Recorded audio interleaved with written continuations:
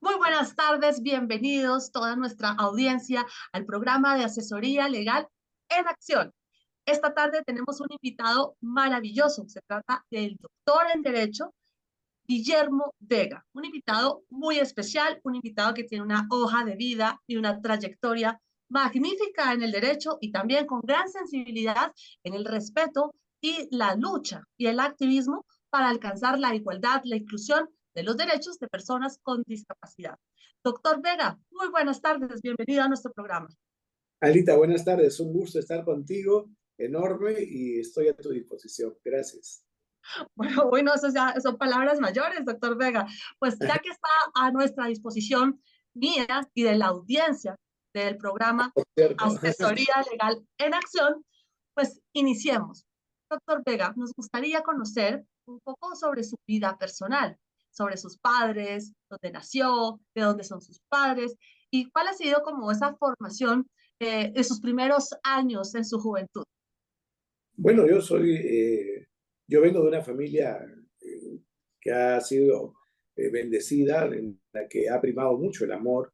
He tenido padres maravillosos. Mi padre ya no está con nosotros, mi madre sí, y tengo cuatro hermanos también encantadores. Somos una familia muy unida, y hemos sabido salir adelante siempre, venciendo cualquier obstáculo, solucionando los problemas juntos y disfrutando los logros juntos de cada uno de nosotros también, ¿no? Yo siempre quise hacer la carrera del derecho, así que una vez que terminé la media tenía la mira justamente de poderlo emprender, ¿no? Y fue hacer lo que me encaminé posteriormente, ¿no? ¿Y sus padres de qué nacionalidad son? Mis padres, mi madre tiene 85, mi padre falleció a los 84, ya hace más de 4 años, ¿no? Y mi madre, te digo que para tener 85 años, pues tiene su TikTok, maneja su YouTube, su WhatsApp, su Instagram. Es una persona extraordinaria, te manda videos, ama la vida, disfruta mucho de sus hijos, de sus nietos, de toda la familia, ¿no? ¿Y de dónde son oriundos? ¿Sus padres de De dónde? Lima, todos somos de Lima, limeños mazamorreros, como se dice acá en mi país. Bueno, entonces yo voy a pedirte un favor muy especial. Y es a tu señora madre, dígale que por favor me siga en TikTok, Alita Quintero, que yo soy creadora de contenido en TikTok. Ah, muy bien, se lo transmito, gracias. Ya que es usuaria de esta red social. Sí, ella tiene el TikTok, Instagram, su YouTube, maneja el WhatsApp, ahí que siempre está atenta al acontecimiento de las redes, ¿no? ¿Y crea contenido? No, más que nada es espectadora y transmite lo que ve interesante, se lo manda a las personas porque lo encontró realmente motivador, generalmente temas de humanidades, vivenciales, en fin, lecciones de vida, y las comparten en WhatsApp, ¿no? Y dice, les recomiendo que vean esto, les recomiendo que vean lo otro. Igual lo hace con YouTube. Es muy gracioso realmente. Bueno, tendrá que ser rápidamente una de nuestras seguidoras. Doctor Vega, en esa juventud y en esa familia amorosa, unida, solidaria, en ese entorno familiar sólido y muy funcional que nos describe, ¿cuál era su sueño de adolescente? ¿Cuál era su proyecto de vida? Bueno, mi proyecto de vida siempre fue poderme desarrollar en los deportes, que era algo que me encantaba a mí, sobre todo el básquet y el squash, y, eh, y luego hacer la carrera de abogado. A mí me parecía realmente una carrera maravillosa, lo tuve en la mira de los 12 años de edad, y creo que era uno de mis objetivos principales, ¿no? Bueno, y en esa etapa soñadora y juvenil, añoraba ser abogado, ¿en qué área del derecho?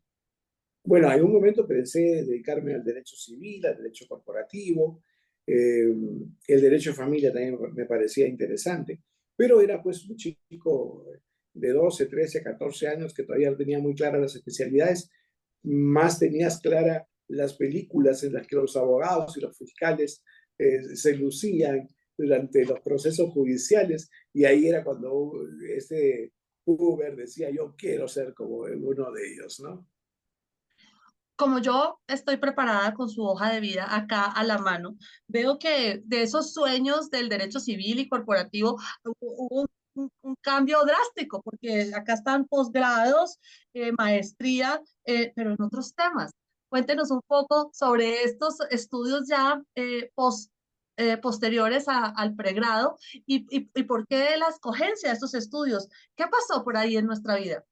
Bueno, son esas cosas del destino, ¿no? Yo tengo un accidente a los 16 años de edad, cuando estaba para pasar a cuarto año de media, en las vacaciones.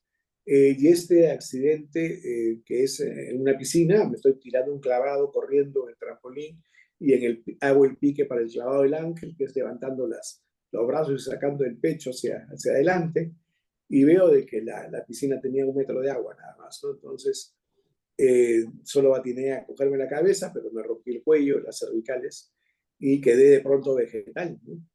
Entonces fueron 2 años internado en un hospital para poder mover los brazos, pero quedé ya en una silla de ruedas para desplazarme hasta la fecha, ¿no? Entonces es ahí cuando me identifico con los temas sociales y por excelencia en el tema de discapacidad.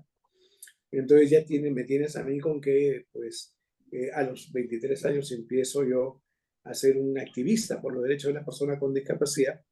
A los 18 años de edad ingreso a trabajar a la Fiscalía de la Nación, al Ministerio Público, y voy a estar primero 5 años en la Oficina General de Derechos Humanos y luego voy a estar 14 años en una Fiscalía Provincial de Familia de Lima, viendo el tema de familia, niñez y adolescencia, ¿no? Y lo que a la par eh, me llevaba a mí también a desarrollarme como dirigente en el tema de discapacidad, de tal manera que todos los temas que ya empecé a ver fueron de carácter social, de solidaridad, temas de humanidad, ¿no? De derechos humanos, y fue así como se fue formando ya mi vocación hasta la fecha, ¿no? Bueno, un suceso drástico, impactante y pues que definitivamente cambia la vida de cualquier persona. Así. ¿Cómo superar ese impacto físico y emocional? ¿Dónde encontró la fortaleza para tener ese tesón que le permitió superar y salir adelante, doctor Vega? Bueno, en tres pilares fundamentales, ¿no? Cuando yo quedo con discapacidad tan severa, para mí fue un golpe un poco fuerte porque nada de lo que hacía antes lo podía hacer. Es decir, estaba en la selección de básquet de mi colegio, jugaba squash por la Rinconada Country Club, nadaba, montaba a caballo 1 vez al mes, tenía un grupo de adolescentes que tocábamos rock en el barrio, tocaba mi guitarra eléctrica, ¿no? De pronto, con el accidente, no podía hacer absolutamente nada de lo que había hecho antes, ¿no? Entonces tenía un poco que reinventarme. Gracias a Dios yo tengo muy buen carácter, entonces, estando yo, y lo puede afirmar algunas personas que me conocen, estaba yo prácticamente en estado vegetativo, en una clínica con unas poleas en la cabeza, con 6 kilos estirando el cuello. No movía absolutamente nada, pero veía de repente en la televisión al gordo de flaco y me moría de risa toda la tarde, ¿no?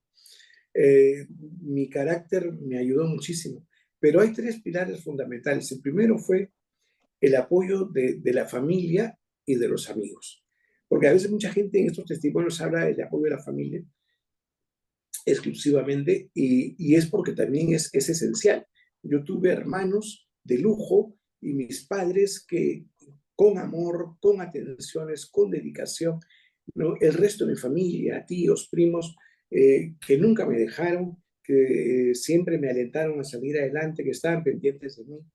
Y ese apoyo familiar fue realmente extraordinario, asombroso. Lo otro fue el de los amigos, porque generalmente en estos temas, y te estoy hablando hace 45 años atrás, ¿no? Cuando una persona, un joven, queda con un accidente como el mío, muchos amigos desaparecen. En mi caso, cuando yo estaba recién accidentado y me pasaban a la cama en aquel entonces entre 4 personas, para que tengas idea de lo severo que empezó y los años que todavía me tomó mejorar, pues en ese entonces ya mis amigos tocaban la puerta y le decían a mi mamá, señora, alístelo a Willy porque nos vamos a una fiesta en 20 minutos, alístelo porque nos vamos al cine, téngalo listo porque vamos a salir a tal sitio. Nunca me dejaron. Entonces creo que ese apoyo de los amigos y de la familia fue realmente maravilloso. Creo que uno de los pilares también fundamentales fue la parte emocional que te la dan una subdivisión de la literatura que puedes encontrar y los testimonios que puedes encontrar y la ayuda especializada de profesionales. En mi caso, una amiga se me acerca y me entrega un libro que se llama El diario de Joni Eareckson. Y Joni Eareckson es una norteamericana que se queda igual que yo, solo que en lugar de tirarse a una piscina se arroja al mar. Y hay una anécdota en el libro de esta chica eh, en la que Johnny cuenta de que en el servicio de emergencia del hospital, una enfermera que era atea le dice, hoy caramba, mira, si tu Dios te hubiese ayudado, con una vértebra más abajo moverías los brazos. Y ella le responde, si mi Dios no me hubiese ayudado, con una vértebra más arriba hubiese muerto.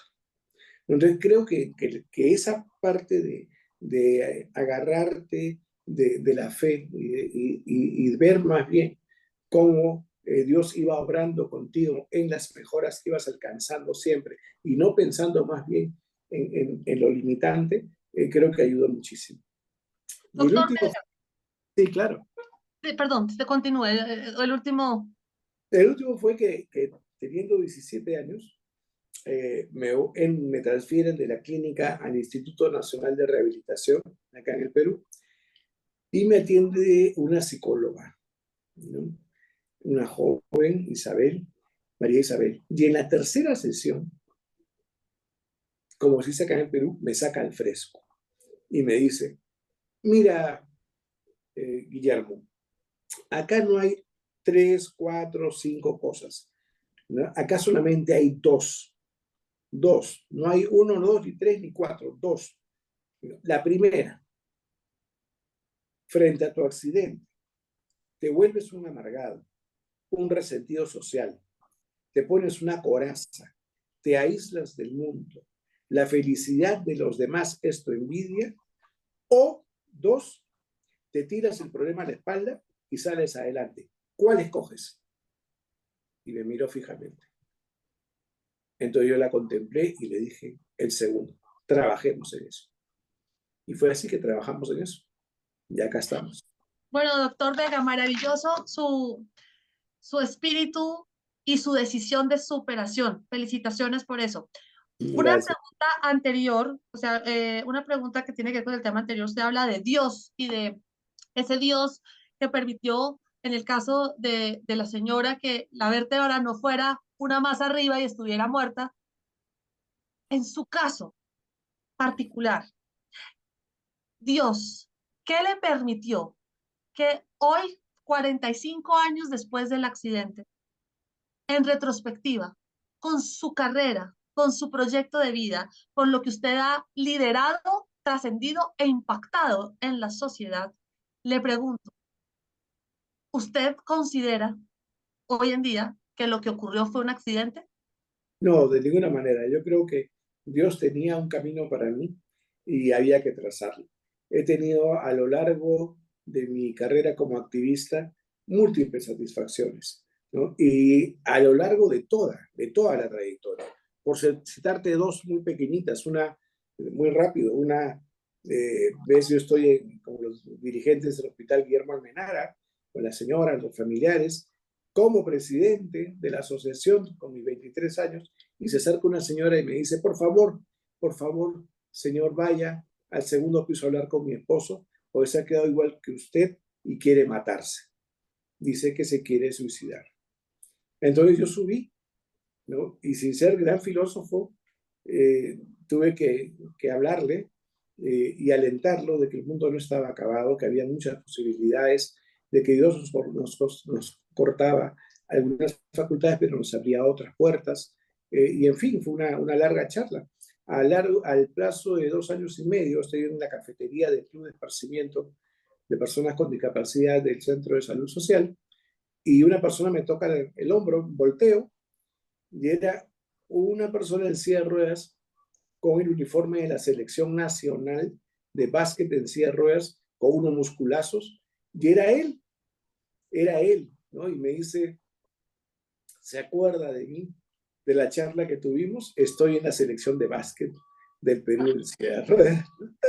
¿No? Hay esas cosas, ¿no? O eh, hubo también una vez en la que bueno, publicamos en mi instituto una revista que se llama la revista Personas, la estuvimos sacando muy buen tiempo, y la iba a entregar al Instituto Nacional de Rehabilitación, donde yo estuve internado 2 años, y me gustaba entregársela no solo al personal especializado, sino a cada paciente. Entonces yo recorría las zonas de hospitalización. Y un día lo veo también a un hombre muy deprimido, muy triste, sudaba. Entonces me acerco yo a su cama, le acaricio la frente y le digo, no te sientas derrumbado, van a venir muchísimas cosas más. Ahora está sufriendo porque está fresco lo anormal sería que no lo resientas, pero van a venir caminos mejores, definitivamente. Y bueno, le entregué mi revista y también a los 4 años me encuentro en el campo de Marte alistándose para postular a la selección de tenis en silla de ruedas y se había convertido en un empresario muy próspero. Tenía ya su esposa, ¿no? Y me hizo recordar aquel momento. Anécdotas como estas han venido muchísimas.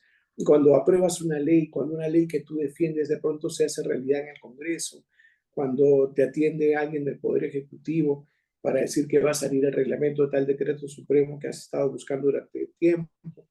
Cuando te conviertes en ese eco, en esa voz de la sociedad civil, es realmente muy, muy gratificante.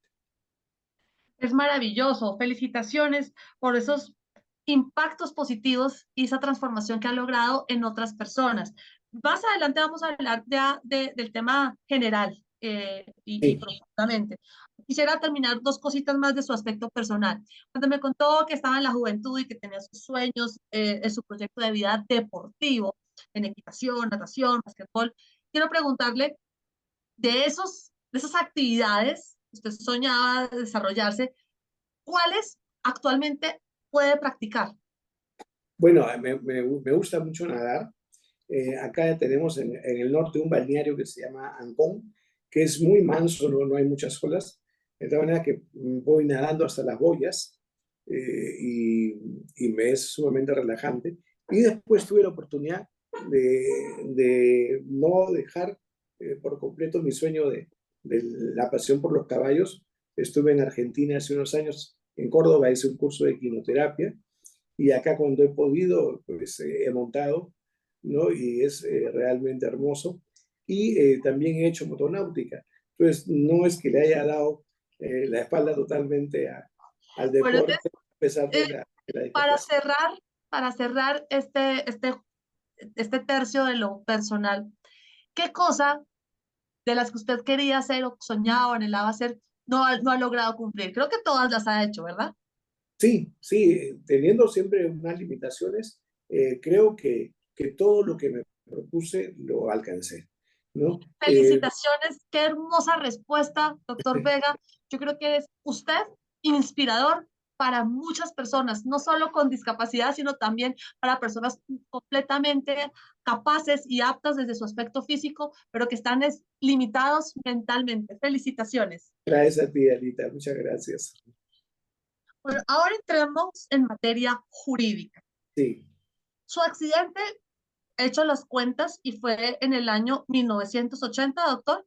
79, sí, sí, marzo del 79. ¿No? Sí. Me equivoqué un poquito. No, no, Hice mal las el cuentas. que se ha equivocado soy yo porque estamos marzo y justo el 6 de marzo fueron 46 años, sí. Ok, 46 años. Bueno, he hecho las cuentas por lo siguiente. Para el momento en que acontece esta situación que le cambia la vida y que le coloca a usted en una condición de incapacidad, Sí, en el mundo ya había ocurrido un acontecimiento muy importante, el acontecimiento más importante para personas con discapacidad, que fue justamente por la ONU y fue la Declaración de los Derechos de las Personas con Discapacidad. Así que también usted viene siendo afortunado porque ya se encontró bajo la vigencia de este gran hito en derechos fundamentales y en derechos humanos. Me gustaría consultar con usted sobre este momento de la humanidad en materia del reconocimiento de los derechos de personas con discapacidad. ¿Cómo no? Los años 70 eh, se dan dos declaraciones importantes de Naciones Unidas.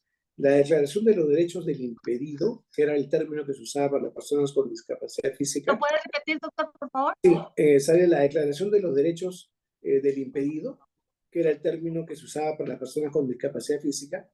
Y luego sale también la Declaración de los Derechos de la Persona con Retardo Mental.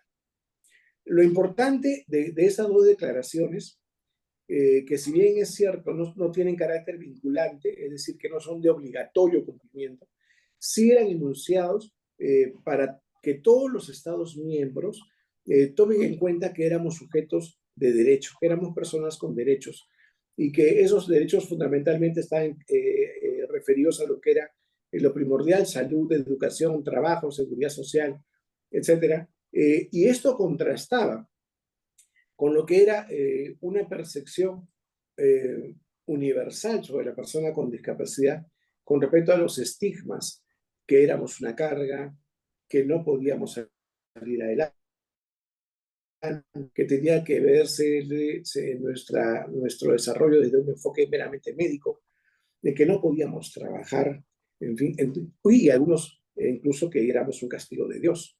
De tal manera que estos dos documentos tan importantes lo que vienen a tratar de apuntar es a cambiar las mentalidades, a derrotar estigmas y a que se difundan los derechos de la persona con discapacidad, empiece a emitir la primera legislación nacional que nos beneficie y que nos ampare, ¿no? Ahora bien, la cosa no fue muy fácil para América Latina. Para esto, un contexto muy rapidito. Estados Unidos va a finales de los 60, comienzos de los 70, a una guerra que no querían, que era la guerra de Vietnam. Vietnam. No estaban preparados para eso, no era su guerra, pero van por una decisión del mandatario de entonces. La gente que vino de Vietnam vino con grandes discapacidades. No nos olvidemos que la guerra de Vietnam es la primera guerra que Estados Unidos ha perdido, porque pierde la guerra de Vietnam. Entonces llega gente con muchas limitaciones de carácter físico, sensorial, mental, en fin, y encima llegan a un país que luego, que en lugar de aplaudirlos o recibirlos, los tratan muy mal, los insultan, porque coincide con la época de los hippies: nace el amor y no la guerra, paz y amor. Así que encima tuvieron ese rechazo de su misma población. Eso enervó los ánimos de las personas con discapacidad de esa región y ellos empiezan a impulsar las primeras manifestaciones de activistas que van a generar después, a Dios gracias, en estas dos declaraciones tan importantes. Ahora, si nosotros hablamos de América Latina, tenemos que decir que realmente para no se aplicaban del todo. La aplicación de las declaraciones en América Latina fue muy tenue, fue muy débil. Entonces, hubo todavía que labrar un gran camino para poder posesionar esas declaraciones en los países de la región. Bueno, ya entrando en esta materia, América Latina, ¿cuándo empieza a organizarse país por país de manera individual, desarrollar sus legislaciones y cuándo son a qué momentos se desarrollan convenios y tratados internacionales que sí sean de carácter vinculante para un cumplimiento en el reconocimiento de los derechos de personas con discapacidad y en el goce pleno de sus garantías y la inclusión? Claro, en los años 70 ya empiezan, como te digo, las primeras normas en varios países, ¿no? Entonces, ya se empiezan a dar algunos cambios que, sin embargo, no apuntaban a un grado satisfactorio. De tal manera que en los años 80 se crea el Plan de Acción Mundial de las Personas con Discapacidad de Naciones Unidas. En esta década de los 80 se va a hacer un repaso de cuánto se ha avanzado con dos declaraciones tan importantes como la que hemos mencionado. Y van a haber grandes reflexiones. Por ejemplo, en el campo laboral, moral, la Acción Mundial reflexiona de la siguiente manera y dice: las personas con discapacidad son las últimas a quienes se contrata en épocas de bonanza y las primeras a las que se despide en épocas de crisis, ¿no? Se empieza a hacer todo un examen de cómo estábamos en el mundo. Por ejemplo, en esa misma década, en los 80, yo estoy recién accidentado y te comento, por ejemplo, que yo me encuentro en un país donde no había lo que hay ahora, que es una ley general de la persona con discapacidad. No había una convención de las Naciones Unidas sobre el derecho de la persona con discapacidad. No existía el CONAIS, el Consejo Nacional de Integración de la Persona con Discapacidad. No existía el programa de defensa de los derechos de la persona con discapacidad de la Defensoría del Pueblo. No existía la Comisión de Personas con Discapacidad del Congreso de la República. No había nada de eso. Entonces los derechos se atropellaban de una manera